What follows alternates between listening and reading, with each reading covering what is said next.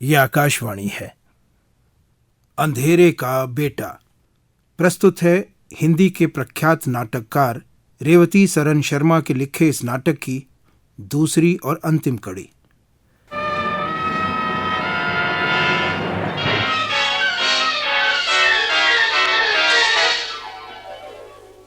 मीरा, संतोष तो नहीं पीते, लेकिन तुम तो डिनर के बाद कॉफी लेती होगी। नहीं, अब नहीं, नींद उड़ जाती है। हमें तो पता ही ना था तुम यहाँ हो, वरना हम जरूर आते। बस उनकी डेथ के 1 साल बाद इन लोगों ने यहाँ ऑफर दिया और मैं आ गई। हिंदी पढ़ाती हो? हाँ, वहाँ वक्त ही ना कटता था। हम लोगों की यही तो ट्रेजेडी है। लोग कहते हैं आर्मी में इतने अच्छे स्केल मिलते हैं, इतनी पेंशन मिलती है, पर इसके सहारे जिंदगी कटती है। सब शिकायत कर सकते हैं, सिपाही की पत्नी नहीं कर सकती। उनकी डेथ कब हुई? 62 में। इन्फेंट्री में थे? हाँ। देव भी इन्फेंट्री में है। क्या नाम था उनका? Captain bridge Malhotra. वे पहले जिस यूनिट के साथ थे वो तबाह हो गई। फिर इनको किसी दूसरी कंपनी की मदद के लिए भेजा गया, लेकिन उसका कंपनी कमांडर दगा दे गया। उसने सरेंडर कर दिया? वो भाग आया। क्या? इन्हें आगे बिल्कुल खुली पोजीशन पर भेजकर आप पीछे हट गया। पीछे हट गया? सुनो, तुम मुझे पूरी बात बताओ। मुझे पूरी बात नहीं मालूम। मुझे तो जो मालूम हुआ एक जेसीओ के जरिए मालूम हुआ। जेसीओ के? हाँ, जब दुश्मन की गोलियों ने उन्हें छलनी किया तो उनके साथ एक जेसीओ था और उन्होंने उस जेसीओ से कहा, अगर तुम जिंदा रहो तो मेरी वाइफ तक ये बात पहुंचा देना कि अगर मैं भी जिंदा रहना चाहता तो उस मेजर की तरह भागकर जिंदा रह सकता था, लेकिन मैंने भागना गवारा नहीं किया। तुम मुझे मिस करोगी, लेकिन मेरी इज्जत को नहीं। ओह, मगर वो मेजर कौन था? उस जेसीओ ने चिट्ठी में उसका नाम नहीं लिखा। लेकिन क्या तुम उससे मिलने नहीं गई? गई थी, लेकिन मेरे अस्पताल में पहुंचने से 4 दिन पहले वह चल बसा था। तुम्हें ये केस इंक्वायरी के लिए देना था। क्या देती? मुझे तो जो खोना था खो चुकी थी। लेकिन उसे तो मरवाना था, जो मौत से इतना डरता था कि अपने ही को मरवा गया। और फिर मुझे उस जेसीओ की बात भी तो रखनी थी। बात? हाँ, उस जेसीओ ने लिखा था, मेरे साहब ने आपके साहब के साथ बहुत बुरा किया, पर मेरे इस संदेश पहुंचाने का मुझे कुछ इनाम देना चाहें तो ये करना कि उनके खिलाफ कुछ न करना। उनके साथ यूनिट का नाम आएगा, और यूनिट का नाम एक बार बदनाम हो जाता है तो खून से भी नहीं धुलता। ओह, ऐसे जेसीओ का नाम तो सोने के हरफों में लिखा जाना चाहिए। वो था कौन? उसी मेजर की यूनिट का सूबेदार, बादशाह खान। बादशाह खान? बादशाह।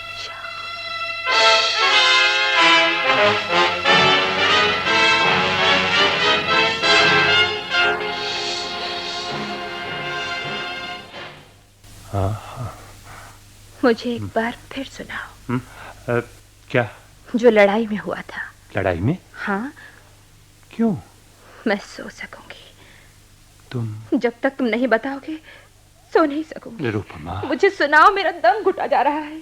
मैं डॉक्टर को बुलाता हूं। नहीं, मुझे सुनाओ, वहां क्या हुआ था। सुना तो चुका हूँ। आज फिर सुनाओ। कुछ खास नहीं हुआ था। हम लड़े थे, पर जब दुश्मनों का दबाव बढ़ा तो हमें हटना पड़ा।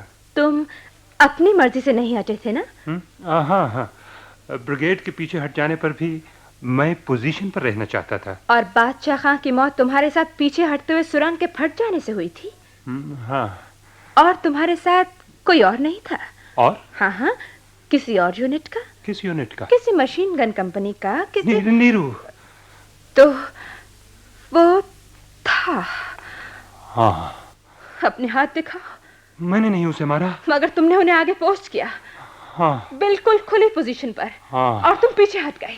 हाँ हाँ, मैं उनको आगे करके पीछे हटाया ताकि वो मर जाए, ताकि मैं बच जाऊं। बात एक है, मगर फर्क है। लेकिन इसमें फर्क नहीं कि तुम इसी वजह से सुपरसीड हुए हो। हाँ। बत्ती जला दो। नहीं, बत्ती न जलाओ।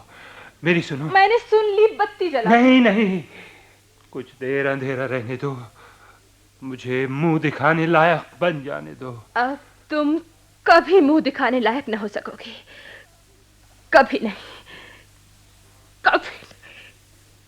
आदमी पर यूं फैसला न दो, वो बंदूक की गोली नहीं होता। हाँ, आदमी के अंदर मर्जी होती है, गोली नहीं। पर आदमी बीच रास्ते में नियत बदल सकता है। तो तुमने नियत बदली? नियत आदमी के हाथ में नहीं होती। क्या? आदमी नियत के हाथ में होता है। नहीं, तुम झूठ बोल रहे हो। मैं सच बोल रहा हूँ। तुम मासूम हो। मैं शिकार हूँ। किसका? उसी का, जो अचानक आदमी का रुख मोड़ देती है। रुख? हाँ, गाड़ी रुख नहीं बदलती, कांटा रुख बदलता है। मगर यहाँ गाड़ी भी तुम ही हो और कांटा भी तुम ही। कांटा और है, आदमी के हाथ में नहीं है। क्या? तुमने उसी सच को सच जाना है जो टेबल लैंपों की रोशनी के नीचे किताबों में मिलता है। कभी उस सच्चाई को भी जानो जो इंसान के अंधेरे सीने में मिलती है। आज सच्चाई सुनाओगे? तो सुनाओ। तुम समझती हो मैंने जानबूझकर उनको मरवाया और अपने को बचाया? मेरी नहीं, अपनी बात। मैं अपनी ही कह रहा हूं। आदमी ने जहर के प्याले पिए और सूली पर चढ़ा, फिर भी उसने अपने को बचाना चाहा। आदमी की नहीं, सिपाही की बात करो। सिपाही आदमी नहीं होता। नहीं, सिपाही वचन होता है, कमिटमेंट होता है। वो आम आदमी वाली आजादी नहीं ले सकता। मानता हूं, मैंने भी आम आदमी की तरह कभी भगोड़ा बनना नहीं चुना था। लेकिन न जाने उस वक्त क्या हुआ कि मौत को देखकर मेरे सोच की सारी दिशाएं, इरादे के सारे कांटे हैरत अंगेज तौर पर जिंदगी की तरफ मुड़ गए। दुश्मन आ रहे हैं, उनको रोकना नामुमकिन है, ठहरना मौत है। पीछे हट जाओ, यही अक्लमंदी है। और बादशाह खां और कैप्टन ब्रिज को आगे छोड़ जाओ। उसका जवाब भी किसी ने मेरे अंदर दिया था। ब्रिगेड ने खुद पीछे हटने के लिए तुम्हें आगे छोड़ा, तुम उन्हें छोड़ जाओ, ये बिल्कुल मुनासिब है। अपनी बुजदिली को ब्रिगेड के टैक्टिकल विड्रॉल से मिलाते हो। अगर तुम सही होते तो कैप्टन ब्रिज मल्होत्रा भी यही सोच सकता था, बादशाह खां को आगे छोड़कर पीछे हट सकता था। उसने ऐसा नहीं किया। हाँ, उसके सोच ने ऐसा कांटा नहीं बदला और तुम्हारे अंदर बदल लिया। मुझे उस पर अख्तियार न था, शायद इसलिए कि मेरे घर में कोई सिपाही नहीं हुआ। जान देने पर पीछे न हटने की कोई मिसाल मेरे खून का हिस्सा नहीं बनी। इसलिए जब मौत ने एकाएक मेरी बांह पकड़ी और मेरे होश की सारी बत्तियां एकदम बुझ गईं, तो उस अंधेरे में मुझे जान बचाने की आरज़ू ने घसीट लिया। मैं मौत से बांह छुड़ाकर उसके साथ भाग गया। मगर बहुत से नहीं भागते। वो जिंदगी के बजाय मौत की ओर मुड़ जाते हैं। किस लिए? जवाब नहीं दूंगा, मगर शायद सब हालतों में चुनाव वो भी नहीं करते। बस उनके खून की कोई चिंगारी, मिजाज की कोई जिद, स्थिति की कोई मजबूरी, या बस कोरा इत्तेफाक फैसला कर देते हैं कि उनके कदम मौत की ओर उठेंगे। लूट चुके, जो मरे हैं, जिन्होंने जाने दी हैं, उन्हें लूट चुके, साबित कर चुके कि जो बहादुर होते हैं वो भी जानबूझकर बहादुर नहीं होते, बस इत्तेफाक से बन जाते हैं। मगर मुझे ऐसे ही इत्तेफाक और चिंगारी वाले आदमी की जरूरत थी। मुझे तुम जैसा समझदार नहीं, उन जैसा दीवाना या पागल आदमी चाहिए। तुम चाहती थी मैं मर जाता। मैं चाहती थी तुम जी जाते। निरुपमा। हाँ, तुम जिंदा नहीं हो। जो लोग कहते हैं तुम पहले जैसे नहीं रहे, ठीक कहते हैं। सिर्फ मैं अपने आइडियलिज्म और भरोसे की चकाचौंध में देख ना पाई कि तुम बुझ गए हो। उतरी केंचुली, चौड़ा धोखा, लंबा झूठ हो। मैं झूठा नहीं हूं। क्या? सुबह भी जब मैंने सुपरसेशन के बारे में झूठ बोला, और उस दिन भी जब मोर्चे से लौटने के बाद झूठ बोला था, मैं सच बोलने की ताकत रखता था। लेकिन तुमने मेरा सच न जानना चाहा। तुमने मुझे उन निगाहों से देखा, मेरे आगे अपनी उम्मीदों का वो शानदार फ्रेम कर दिया कि मुझे उसमें फिट होना पड़ा। सच के बजाय झूठ का सहारा लेकर तुम्हारी निगाहों में हीरो बनना पड़ा। यानी ये मेरी खता थी कि मैंने तुम में हीरो तलाश किया। तुम्हें एक आदर्श सिपाही समझकर यूं देखा जैसे लोग नेट या HF-24 को देखते हैं। अगर तुम मेरे आदर्शवाद से इतना उकता गए हो, अगर मेरा सच तुम्हें झूठ की गोद में धकेलता है, तो जाओ। मैंने तुम्हें आजाद किया। तुम चूहों और चमगादड़ों की तरह अपनी नेचर और मर्जी के अंधेरे में जी सकते हो। मैंने ये नहीं कहा। अब तुम कुछ नहीं कह सकोगे, क्योंकि तुम वो नहीं हो जो मैंने समझा था। मुझे राख की बुझती चिंगारी नहीं, यूरेनियम का फटता एटम चाहिए था, जो आदमी होता है, हुआ है, होगा। तुम मुझसे नाउम्मीद हो? हाँ। मेरे लिए तुम्हारी जिंदगी में कोई जगह नहीं? हाँ। मैं जा सकता हूँ? हाँ।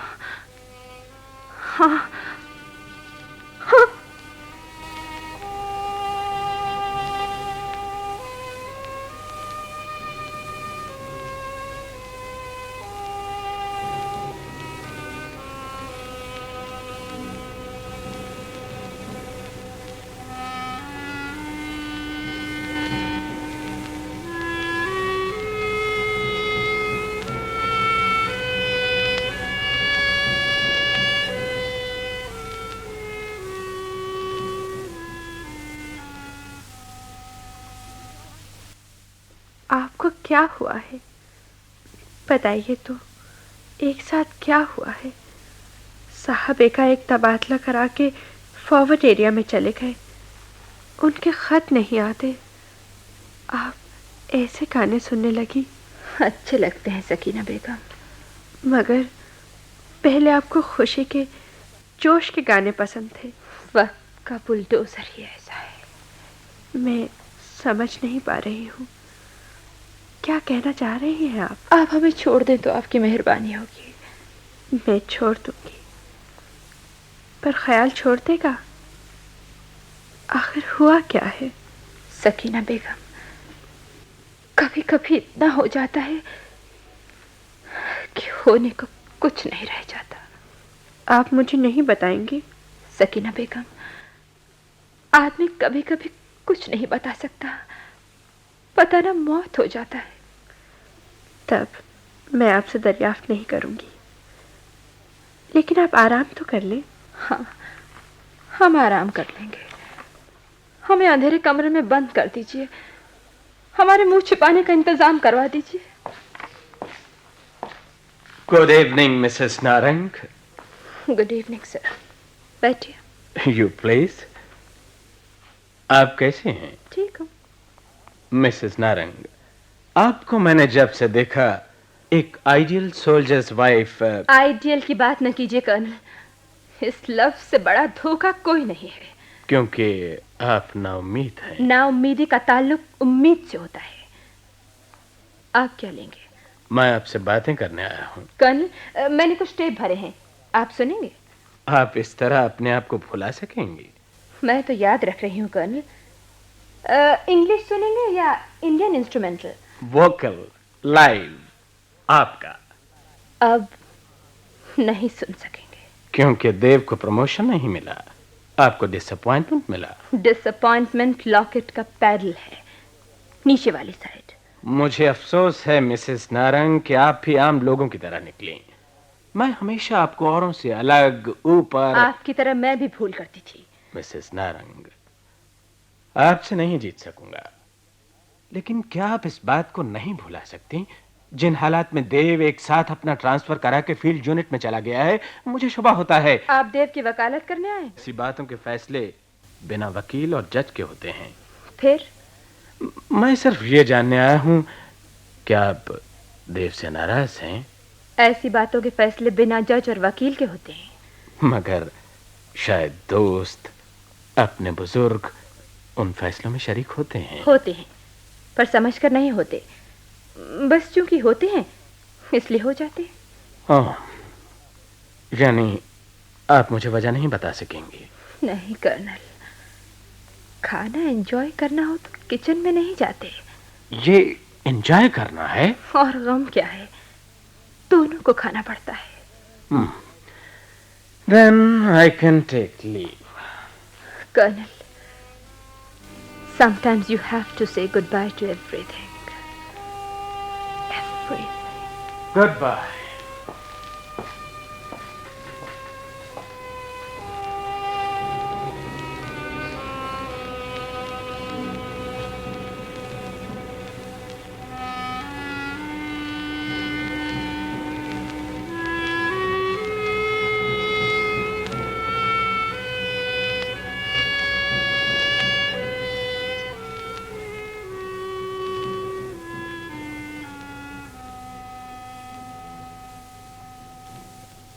नीरू, क्या हुआ संतोष? तुम्हें मालूम है लड़ाई छिड़ गई? हाँ। नारंग कहाँ है? वो कल रात आए थे। क्या? उनकी स्पेशल यहाँ कुछ देर रुकी थी। उन्होंने कुछ बताया? कहाँ गए हैं? वो सिर्फ शबनम से मिलने आए थे। क्या? हाँ। तुमसे बातें नहीं हुई? नहीं। लेकिन क्यों? जानते हो उन्होंने क्या किया है? क्या? सकीना और मीरा के आदमी उनके हाथ मरे हैं। क्या? मीरा की कहानी सुनी है? हाँ। जिस मेजर ने कैप्टन ब्रिज और बादशाह खां को आगे पोस्ट किया, वो देव थे। नीरू, मुझे दफना तो संतोष, मैं जीते जी मर गई हूँ। ओह, तो मेजर नारंग के एक साथ ट्रांसफर करा के चले जाने की यही वजह है? हाँ। लेकिन तुम्हें कब मालूम हुआ? जिस दिन तुम और मीरा रात को हमारे यहाँ ठहरे थे। लेकिन मीरा को तो नहीं मालूम। क्योंकि उसे नहीं मालूम कि बादशाह खां देव के जेसीओ थे। लेकिन नीरू, मैं मेजर नारंग की इज्जत करता हूँ। क्या? याद है पहले दिन जब तुम उन्हें और मुझे छोड़कर अंदर चली गई थी? हाँ। उन्होंने उसी दिन पहली ही मुलाकात में मुझे बता दिया था कि वो प्रमोट नहीं होंगे। तुम्हें? हाँ, तुम्हें नहीं बताया क्योंकि उस दिन मैं था। लेकिन उस दिन तुम नहीं थे जब नेफा से लौटकर मुझसे पहला झूठ बोला गया था। उस दिन तुम थे, लेकिन ये नहीं बताया गया कि उन्होंने कत्ल किया है। वो भागे। मेजर नारंग ने कत्ल नहीं किया नीरू। कत्ल नहीं किया? खुद भागना, दूसरों को आगे खुली बिना आड़ की पोजीशन पर पोस्ट करना। नीरू, मेजर नारंग ने बस सिपाही वाला काम नहीं किया। और मेजर नारंग को बस सिपाही वाला काम करना था। जानता हूं, मानता हूं, इससे उन्हें भी इनकार नहीं। लेकिन मेजर नारंग ने एक सच मुझे भी बताया है और उस सच से मैं इनकार नहीं कर सकता। क्या? कोई इंसान बदसूरत काम नहीं करना चाहता, लेकिन उसकी नेचर में बदसूरती बसी है।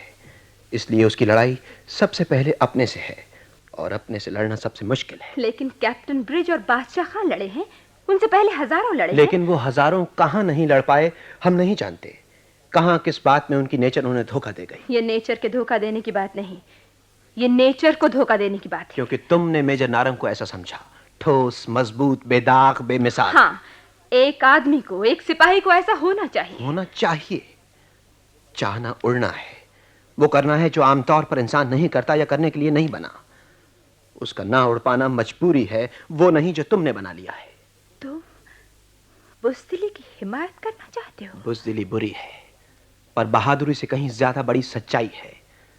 मैं बहुत बदसूरत लगूंगा, मगर बहुत पते की बात कहूंगा जब कहूंगा कि इस बुज़दिली की बदौलत हम लोग जिंदा हैं। तुम्हारी जिंदगी में इससे बड़ी नाउमीदी नहीं हो सकती, लेकिन तुम जिंदा हो। मैं बहुत सी वो बातें कहना चाहता हूं कि कह दूं तो इसी दम गोली से उड़ा दिया जाऊं। मैंने कहना नहीं, जिंदा रहना चुना है। लोग जुल्म सहते हैं पर बगावत नहीं करते। सब जिंदा रहना चाहते हैं।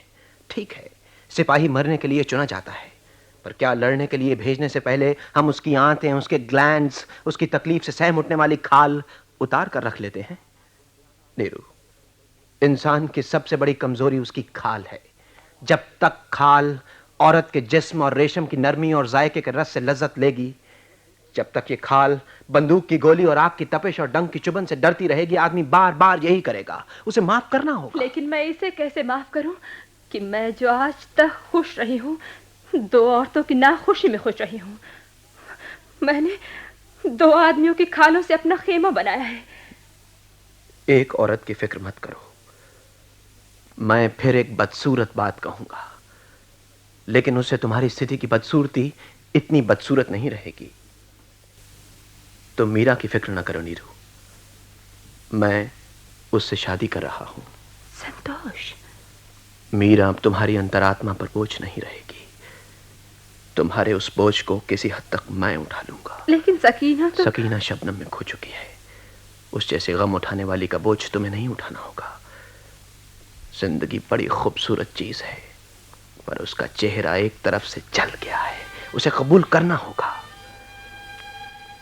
तो आज उस आदमी को खत लिखोगी जो पराये के साथ साथ अपने से भी लड़ रहा है।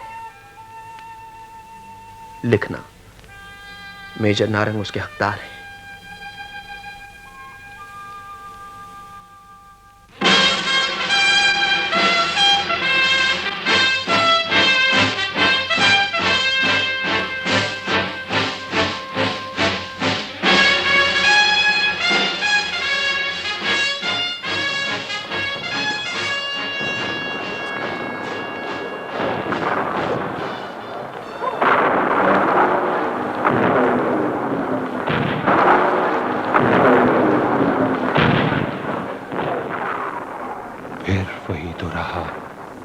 मैं फिर कंपनी कमांडर हूं।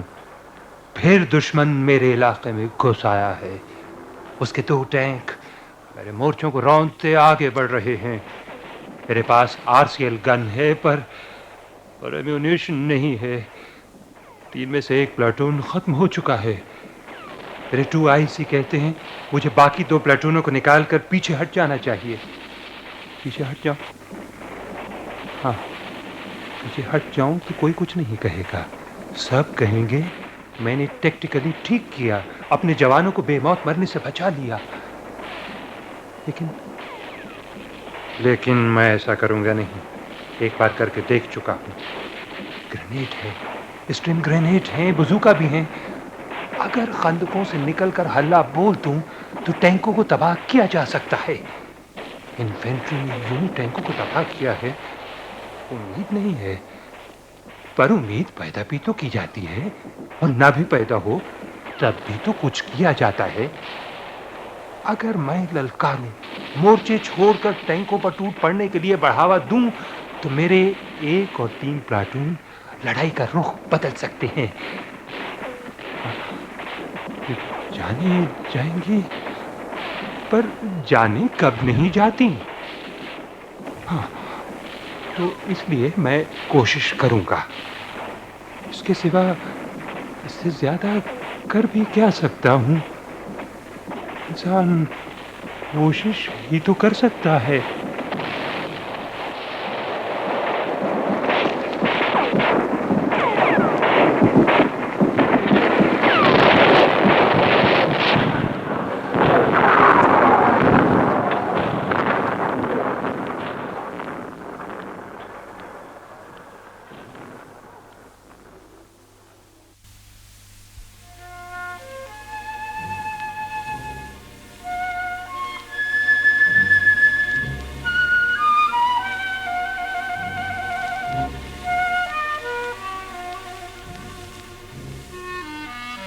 मेम साहब, आप यहाँ क्यों आ खड़े हुई? अंदर चलिए। हम सो नहीं सकेंगे सकीना बेगम। लेकिन क्यों? हुआ क्या है? हमें नहीं मालूम, लेकिन आज रात हम सो नहीं सकेंगे। हमारी आंखें सोनी हैं। नहीं नहीं, आप जाकर लेट जाएंगी तो नींद आ जाएगी। हमें नींद नहीं आएगी, हम एक घड़ी नहीं सो पाए हैं। लेकिन यहाँ तो सर्दी है, अकेलापन है। हमें अकेलेपन के साथ छोड़ दें। हम अकेलेपन के साथ अकेला महसूस नहीं करते। ਤੁਹਾਡਾ तार आया है बीबी जी। तार?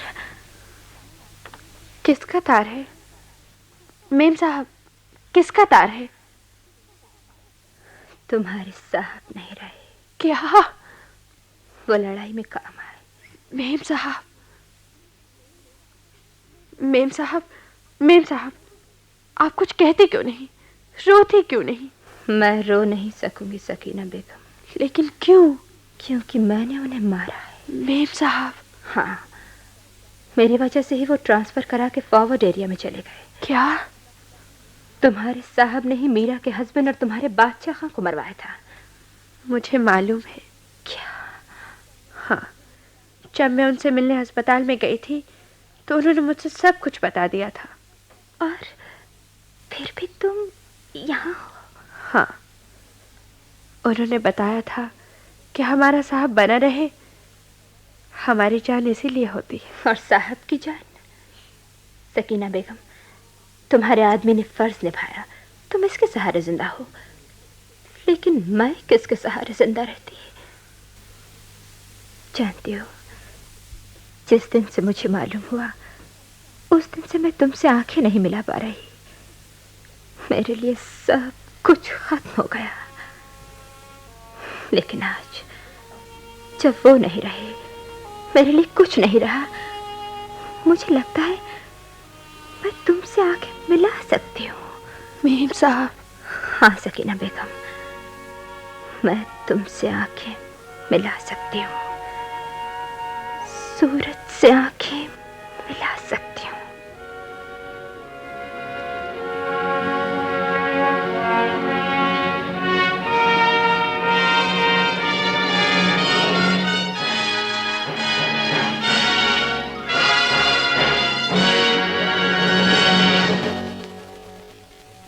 अंधेरे का बेटा। अभी आप हिंदी के प्रख्यात नाटककार रेवती शरण शर्मा के लिखे इस नाटक की दूसरी और अंतिम कड़ी सुन रहे थे। नाटक में भाग लेने वाले कलाकार थे वीणा होरा, सुनील मेहता, किरण गांधी, रश्मि दर, करतार सिंह पवार, हरजीत, रवि मोहन खन्ना और सुरेंद्र सेठी। सहायक थे खालिद सुल्तान और निर्देशक थे F.C. माथुर। केंद्रीय नाटक एकांश द्वारा तैयार किया गया यह नाटक आकाशवाणी के दिल्ली केंद्र से प्रसारित किया गया। इस नाटक की रिकॉर्डिंग आकाशवाणी के ध्वनि अभिलेखागार से प्राप्त की गई।